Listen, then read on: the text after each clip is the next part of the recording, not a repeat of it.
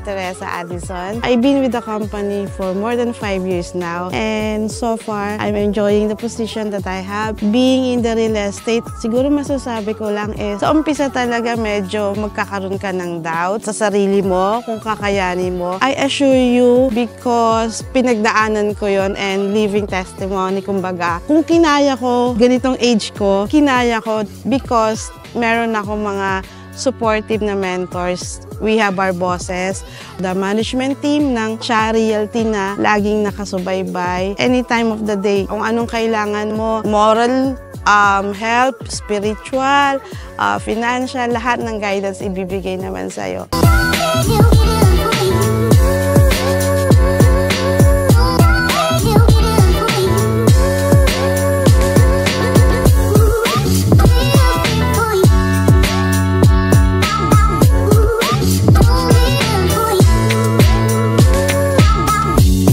Congratulations, Cha Realty Corporation, of course, Sir Jesse Cha, Ma'am Julia Cha, and to all the partner brokers and partner sellers ng Cha Realty.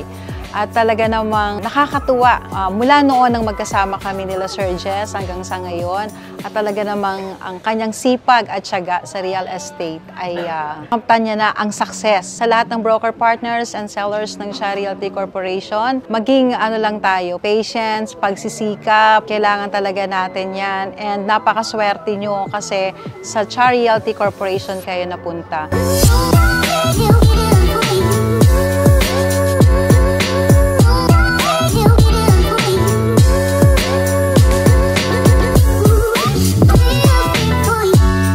Message ko po sa Cha Realty Corporation, kay Sir Jess and kay Ma'am Julia. Thank you so much po for giving me the chance na ma-experience ito pong tour sa China and sa Hong Kong. Sobrang grateful po sa experience na to.